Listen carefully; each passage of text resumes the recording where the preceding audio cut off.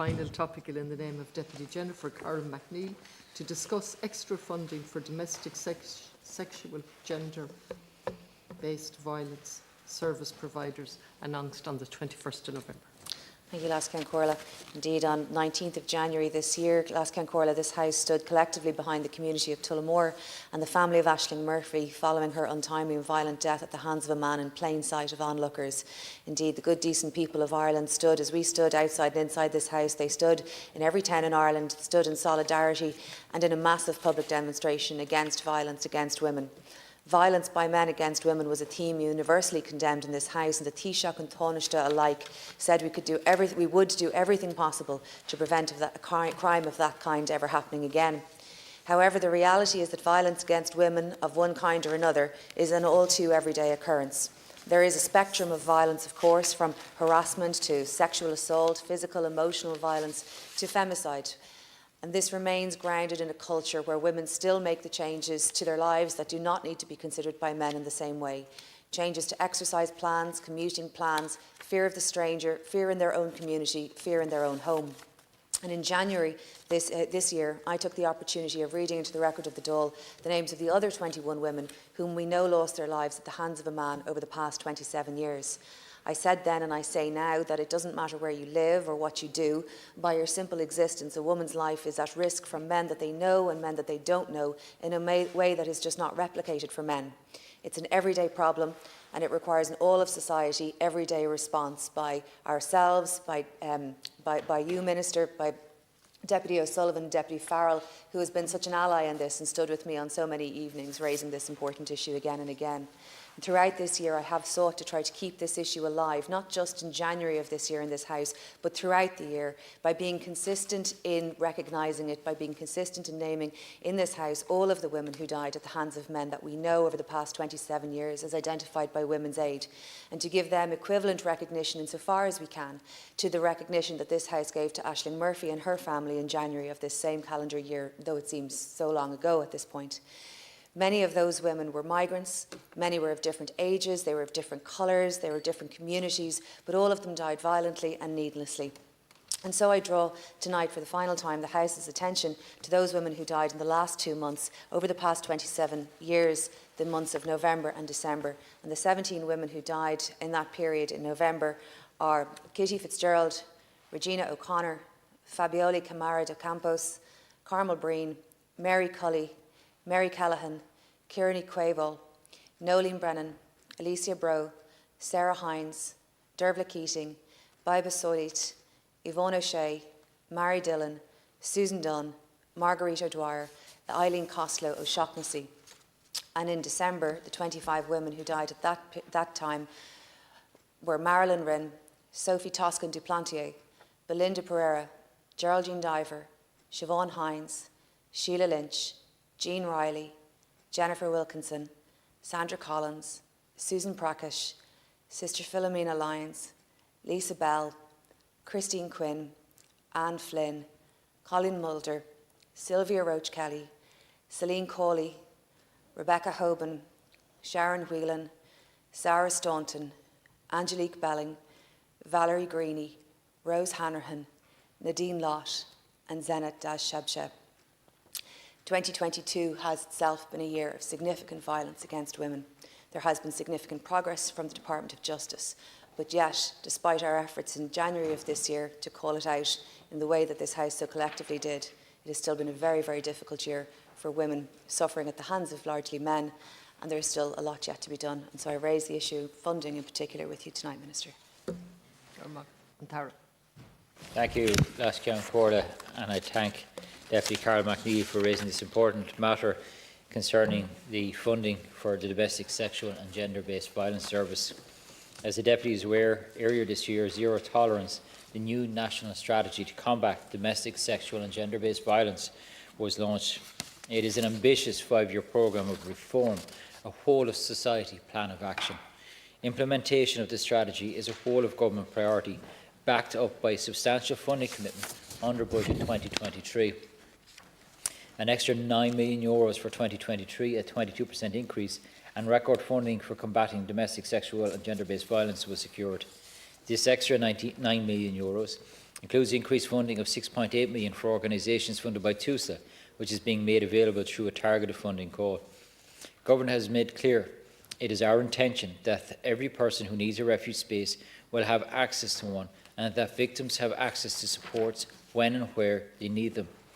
This extra €6.8 million will be used to maintain existing services, to address existing acute demand, and for the enhancement and development of new services. Approximately €1.1 million for safe accommodation will be focused on the priority locations identified under the third national strategy.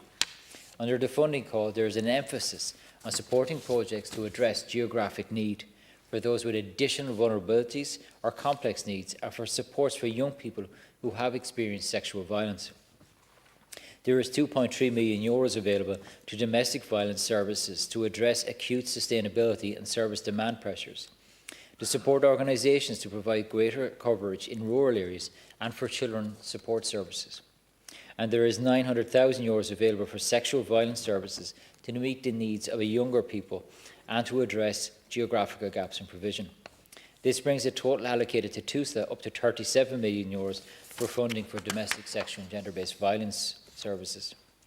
Separate to the funding of DSGBV services, the Department of Justice has allocated €6.09 million for other measures to tackle domestic sexual and gender-based violence, including through awareness-raising campaigns and funding for perpetrator programmes, which are targeted and intervention programmes to hold perpetrators to account and to work to prevent future reoffending. The Department of Justice has also allocated a further €5.8 million to promote and assist the development of specific support services for victims of crime within the criminal justice system, including victims of domestic and sexual crime. These services provide important information and support, such as emotional support, court accompaniment, and accompaniment to guarded interviews, to sexual assault treatment units, and referral to other services. Thank you, Laskin Corla. Thank you, Minister. Thank you, Laskin Corla. Thank you, Minister. And I thank the Minister for his response, but the reality is that on March 8th of this year, on International Women's Day, there were 744 women available for sex purchase on internet sites in this state. 744 women. Somewhere between 15 and 100% of those were trafficked migrants.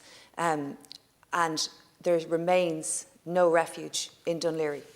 We have a massive cultural problem with this issue. It's a systemic, historical cultural problem, but it still is a cultural problem. Most of the women whom I've mentioned over the last year most commonly died or indeed were killed by men whom they knew, men whom they lived with, whom they were in an intimate relationship with, or with whom they had a child. And I do want to thank you, Minister, for being here and doing this. I know it's not the first time you have acknowledged this with me, and I am grateful. And I have to say, Laskin Corla, I'm not completely sure what the value of this is. Here at 11 o'clock on a Tuesday, yourself, myself, Minister, Deputy Farrell, Deputy O'Sullivan, along with Oireachtas staff. But I think there's some value over the year in doing so. My team and I certainly learned so much more about the various women, whom they were, their age, how they died, the circumstances, something of their family where possible.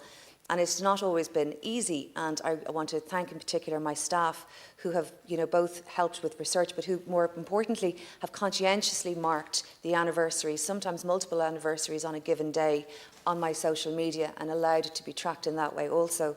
I do hope that we haven't upset any family in so doing, but it was an effort to try to bring their deaths marked beyond this house and into the community.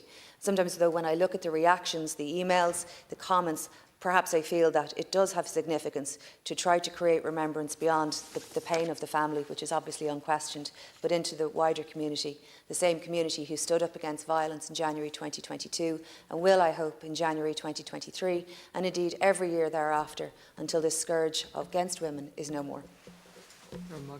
Minister, to conclude.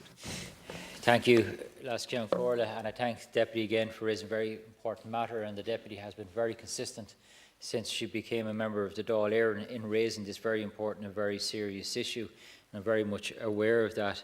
And I am confident that combating domestic sexual and gender-based violence is a priority that is not going to drop off the agenda, and I know that the Deputy is going to ensure that that is maintained, that focus on it. I do believe the commitment is evident in a number of areas, including the unprecedented funding of €363 million underpinning this strategy, and by strong oversight and coordination at central and government level. Last week I attended the launch by Ruhama of their latest report and heard some of the harrowing stories from women who have been trafficked and the dehumanising and the violence that they had to suffer as a result, and ensuring that the supports are put in place. I also had a chance to visit Eveness refuge out in Coolock, and only today I was talking to the Wexford Rape Crisis Centre in terms of trying to secure additional funding for themselves as well. This is happening throughout Ireland. We all have to make a collective effort to ensure that the violence is prevented, that it is stopped, but also to ensure that it remains at the top of the agenda for the government and for this Dáil, to ensure that there continues to be additional funding and that the implementation plan that is in place for domestic sexual and gender-based violence rollout of refuges is implemented as quickly as possible, and is to ensure that those supports are in place where people need them, when they need them. Thank you.